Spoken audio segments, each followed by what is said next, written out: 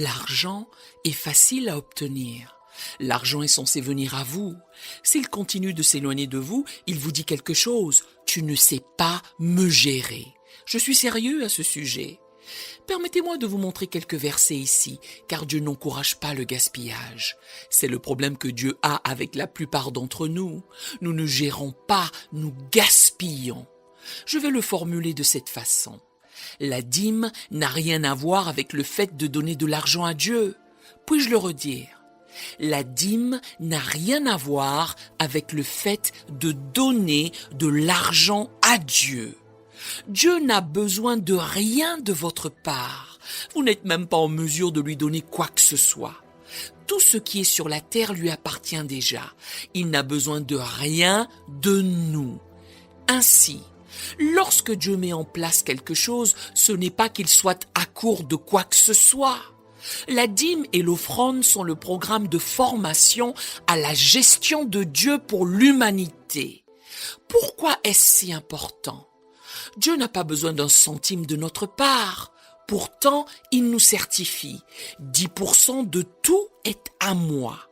Nous ne pensons qu'à l'argent. C'est cela notre problème. Si vous avez 10 paires de chaussures, l'une d'elles n'est pas à vous.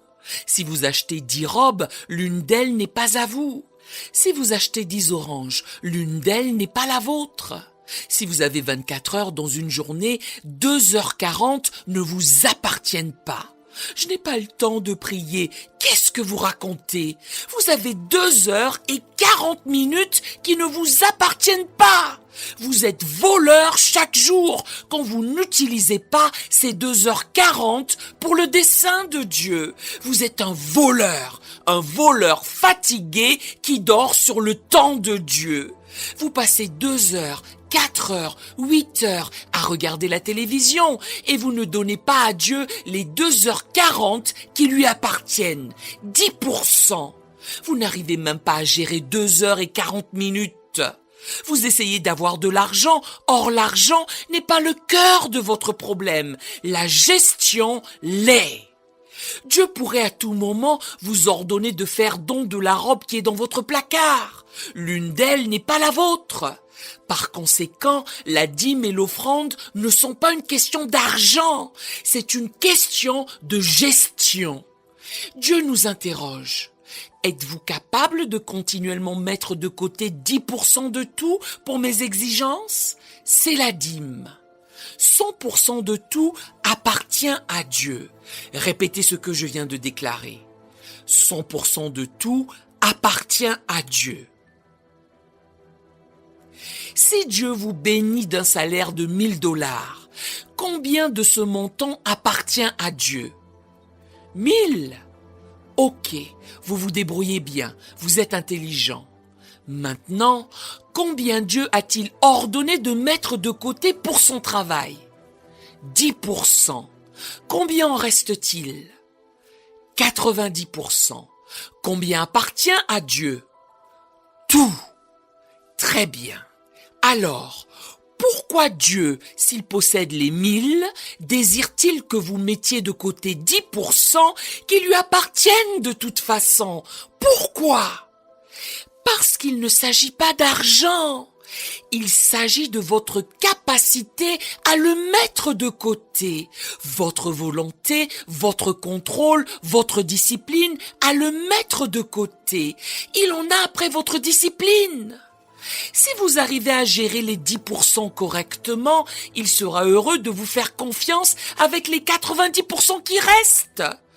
Mais puisque jusqu'ici, vous avez été infidèle dans les 10%, eh bien vous continuez à perdre les 90%, ce qui explique pourquoi vous vous retrouvez avec 0%. Voilà pourquoi vous êtes fauché. Ensuite, vous débitez à Dieu. Je ne peux pas payer ma dîme cette semaine. Les choses sont difficiles. Nous sommes en crise en ce moment, Seigneur. Tu dois trouver une solution. C'est trop dur. Dieu vous répond. Mais qu'est-ce que tu me racontes? Ton salut est dans la dîme. Laissez-moi vous emmener un peu plus loin. Voici ce que la dîme fait pour vous. Numéro 1. Le premier mot est responsabilité. Écrivez-le. Chacun de ces mots fait partie de la gestion. Si vous continuez à payer votre dîme ainsi qu'à donner votre offrande, vous devenez automatiquement responsable. Le deuxième mot est discipline. Mettre cette dîme de côté à chaque fois requiert une maîtrise. Le troisième est honnêteté. Être un donneur de dîme signifie que personne n'a le regard dessus si ce n'est Dieu. Il sait si vous la donnez ou pas, bien que vous mentiez à tout le monde. Dieu seul sait si vous avez payé vos 10%. Cela vous rend honnête et les gestionnaires doivent être honnêtes. Le quatrième mot est assiduité, c'est-à-dire que vous vous appliquez constamment pour vous assurer que vous ne volez pas ces 10%. C'est ce que les gestionnaires sont censés faire. Le cinquième mot est fidélité. Oh mon Dieu, c'est ce qui ne va pas avec les gestionnaires. Ils sont infidèles. Il faut de la fidélité pour donner sa dîme. Le sixième et dernier mot est digne de confiance. Pour gérer une dîme, Dieu doit vous faire confiance systématiquement. Je viens de vous donner les caractéristiques des gestionnaires. Ils sont responsables, honnêtes, appliqués, fidèles et dignes de confiance. Jésus un jour a montré une gestion de première classe. Un jour, il y avait 5000 personnes dans un champ, sans compter les femmes et les enfants. Ils avaient tous faim. Ils devaient de ce fait être environ 12 000. Il est sur le point de leur distribuer des ressources. Je voudrais que vous le voyiez à l'œuvre. Marc 6, verset 40. Et ils s'assirent par rangées de 100 et de 50. Ça, c'est de l'administration, de l'organisation. Verset 41. Il prit les 5 pains et les 2 poissons. Ça, ce sont les ressources. Et levant les yeux vers le ciel, vers celui à qui tout cela appartenait, il rendit grâce. Il l'a remercié de lui avoir permis d'utiliser tout cela. C'est de l'appréciation, ce qui veut dire que ça ne vous appartient pas, cela appartient à quelqu'un d'autre. Puis, il remplit les pains et les donna aux disciples afin qu'ils les distribuassent à la foule. Ça, c'est de la délégation, c'est de la gestion, c'est déléguer. Il partagea aussi les 2 poissons entre tous. Verset 42. Tous mangèrent et furent rassasiés. Ça, c'est le service client. Acclamez le Seigneur pour l'excellent service client qu'il a. Ils étaient tous rassasiés. À présent, observez sa gestion se mettre en place. Verset 43. Et l'on emporta 12 paniers pleins de morceaux de pain et de ce qui restait des poissons. Il a demandé à ses disciples de ramasser tous les restes. Mesdames et messieurs, je voudrais que vous imaginiez 12 000 personnes dans un champ en train d'avoir un casse-croûte de morceaux de pain et de poissons. Comment récolter les restes de pain, de poissons ou d'arêtes de poissons dans l'herbe? Il leur a sommé de ramasser tout reste, chaque miette. Dans le livre de Matthieu, il leur dit « Ramassez tout ce qui reste et apportez-le-moi. Je ne veux rien gaspiller. » Ce pays est construit sur une culture du gaspillage et c'est entré dans l'Église. Qui va directement au buffet après le service quand il y a un agapé? Que faites-vous à ce buffet? Vous savez que l'assiette est trop petite pour ce que vous voulez faire. Vous l'empilez, vous vous asseyez à table et la moitié de ce que vous avez pris reste dans l'assiette. Vous êtes un mauvais gestionnaire et Dieu prend des notes. Rebecca gaspille de la nourriture. Ce n'est pas drôle. Il leur a fait ramasser les restes. Les restes n'étaient pas ce qui importait. C'était la leçon qu'il leur enseignait. Il ne faut pas gaspiller les restes. Quand on a débuté notre ministère, on avait un bâtiment beaucoup plus petit que celui-ci. J'enseignais comme si j'étais devant 1 million de personnes. Nous avions notre seule caméra installée au centre, nos haut-parleurs, et nous nettoyions toujours tout. Je sérinais aux gens. Tout ceci appartient à Dieu. Il ne faut pas qu'il y ait de papier dans les toilettes. Je poursuivais, si quelque chose se casse, réparez-le vous-même. On n'appellera aucun réparateur. Dieu nous a à l'œil. Si nous ne sommes pas aptes à gérer ce petit bâtiment qui ne nous appartient pas, il ne nous confiera jamais ce qui nous appartient. Nous avons démarré notre émission de télé nationale dans ce petit bâtiment. Nous avions converti notre petite estrade en plateau de télévision et avec la seule caméra que nous avions, nous la filmions sous différents angles pour avoir des plans de coupe variés. Nous utilisions tout ce que nous avions. Notre émission a été numéro 1 dans le pays pendant 10 ans. Quand les gens venaient voir où nous la tournions, ils étaient choqués. Ils nous demandaient « Vous l'avez tournée ici ?»« Oui, monsieur. » Ils continuaient.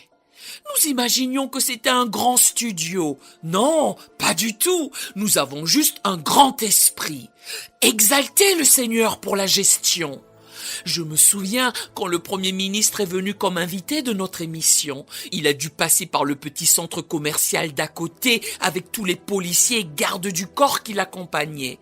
Lorsqu'il est entré dans nos locaux, il s'est exclamé « Frère Miles, est-ce ici ?» J'ai répliqué « Oui, monsieur, c'est bien ici, c'est le studio. » Il a articulé « Je m'attendais à un emplacement plus grand. » J'ai rétorqué que j'avais un grand esprit.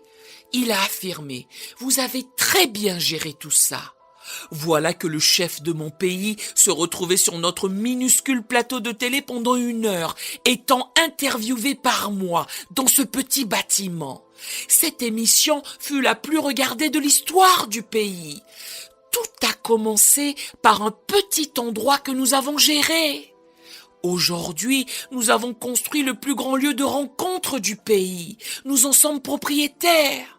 Tout l'immeuble est à nous. Nous possédons 57 hectares sur la plage. Quand vous êtes fidèle envers ce qui appartient à un autre, Dieu vous donnera une possession qui vous est propre. Faites comme si c'était à vous. Dieu vous observe. Nous aimerions vous donner l'opportunité de faire de Jésus le Seigneur de votre vie. Voulez-vous bien prier avec moi? Dites, Seigneur Jésus, je me repens de mes péchés. Viens dans mon cœur. Je fais de toi mon Seigneur et Sauveur. Et merci, Seigneur, pour le baptême du Saint-Esprit en moi. Dans le nom de Jésus.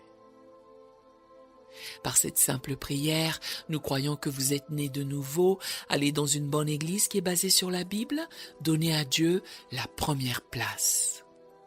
Nous espérons de tout cœur que ce message vous encouragera. Si vous connaissez quelqu'un qui puisse être encouragé, s'il vous plaît, envoyez-le lui. Édifions le corps de Christ ensemble.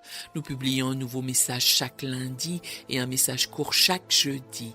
Appuyez sur la cloche des notifications pour vous le rappeler. Merci infiniment de nous soutenir en vous abonnant à notre chaîne. Que Dieu vous bénisse abondamment.